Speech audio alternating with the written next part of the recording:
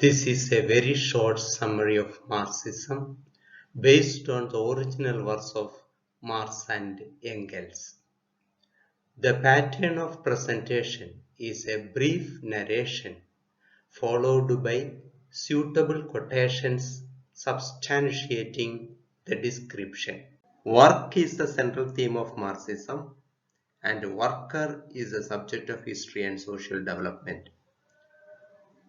All other Marxian concepts revolve around the Marxian concept of work.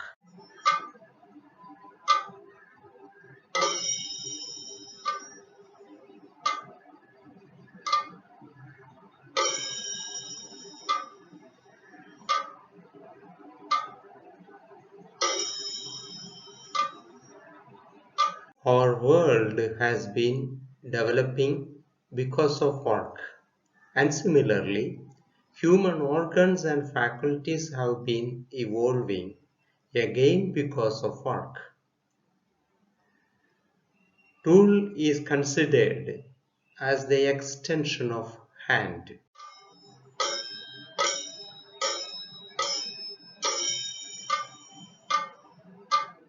I repeat, work is the central theme of Marxism and worker is the subject of history. Production was the first creative human act, and that was for fulfilling basic needs. The production and the fulfilling of needs, or the process of production and the distribution of products. In short, the economic activities were considered by Marx and Engels as the foundation or base of a society.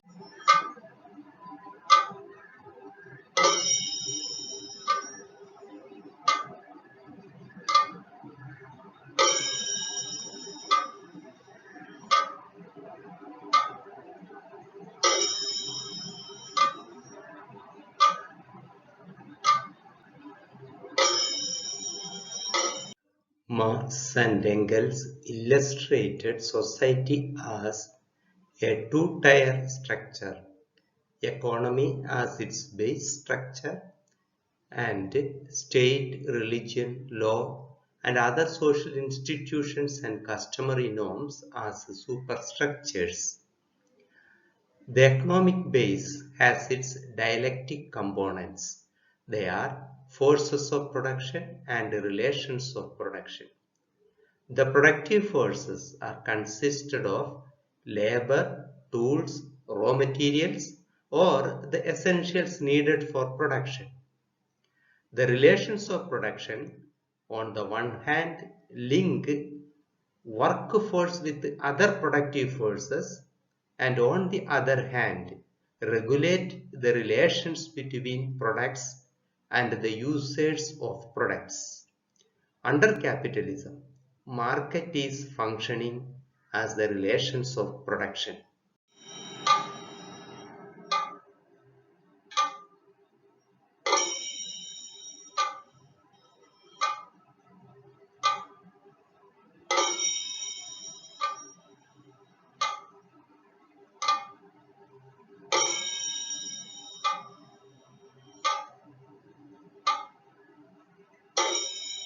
Marx and Engels observed presence of revolutionary dialectics operating between base and superstructures of different successive historical stages of Europe.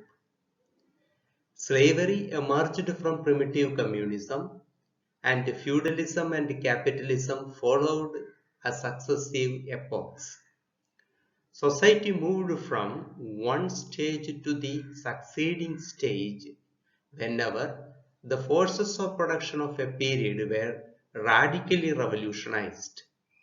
As a follow-up, the relations of production of that period were substituted with new relations of production that were capable of regulating revolutionized forces of production. They together formed the economic foundation on which all superstructures of a newly revolutionized society were built.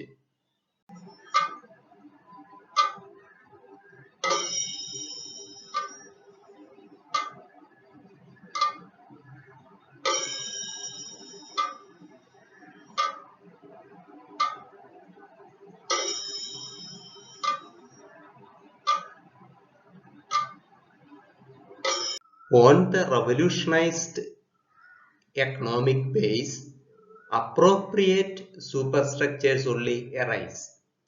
On a concrete foundation, no thatched building is constructed. All superstructures modify themselves to coexist with the revolutionized economy, especially to enjoy the advantages of that economy. Once the superstructures begin to enjoy the benefits of the revolutionized economy, they in turn manipulate their functions for the continuation of that economy. Accordingly, there appears a totally different kind of society.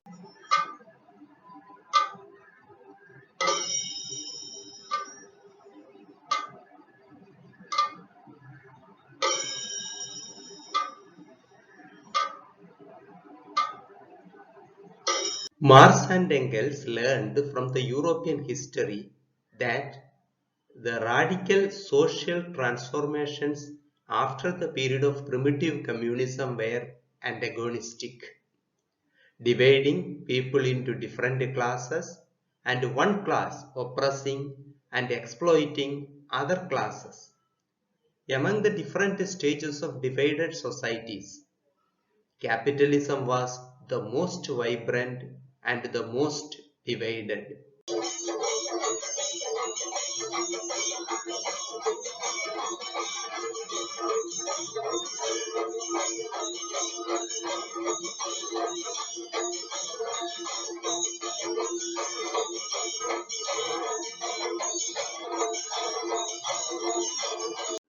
Under capitalism, human development was in its peak but lopsided.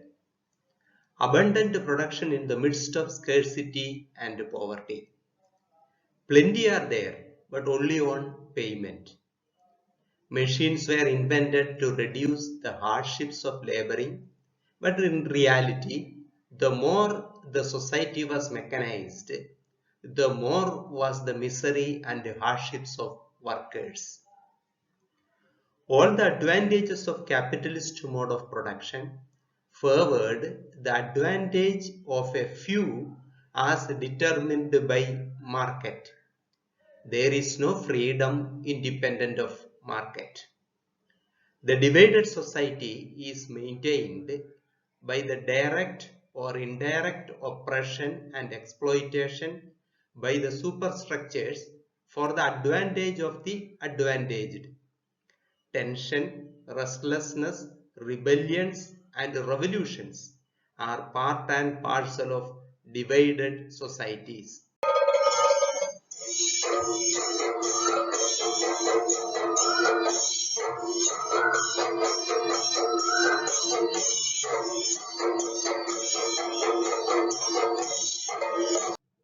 We can read instances of eventful resistances against oppression and exploitation in the world history, and at many occasions the oppressors were overthrown.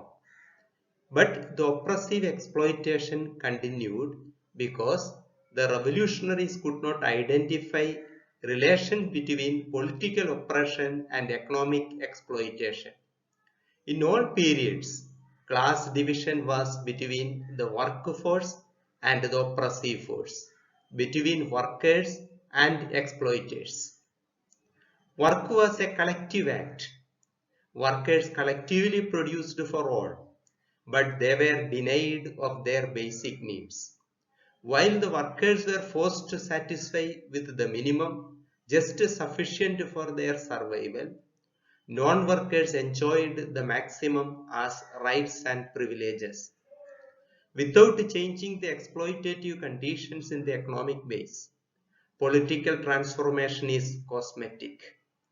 It is like repairing the damage in the foundation by renovating elevation. But in a popular democracy, citizens see only the beauty of the elevation. Marxist attempt to address the deep crack in the foundation goes unnoticed or noticed as irritating jugglery.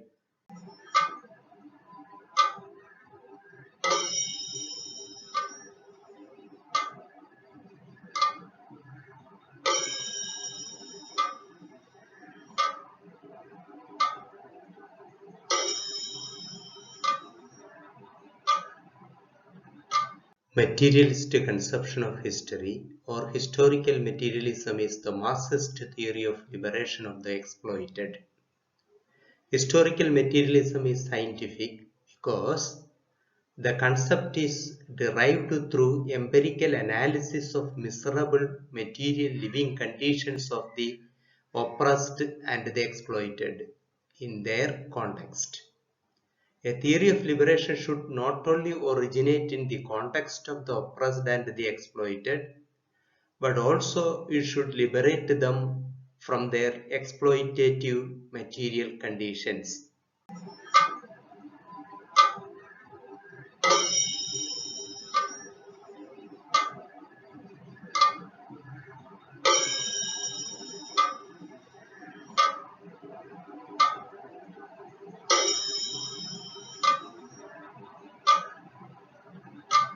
Workers produce for all, but a few appropriates them, and finally a minority enjoys them.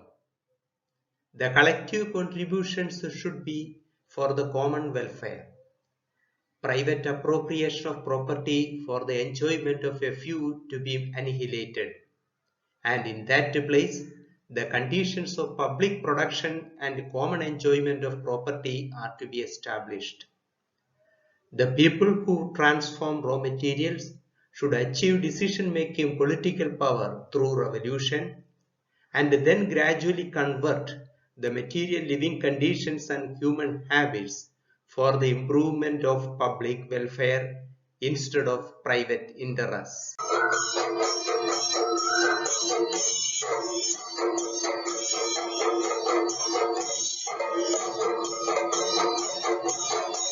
Through revolution, the proletariat establishes its own class rule to create the conditions of classless society, its own dominance to create dominance-less administrative communes, its own state to create a stateless international.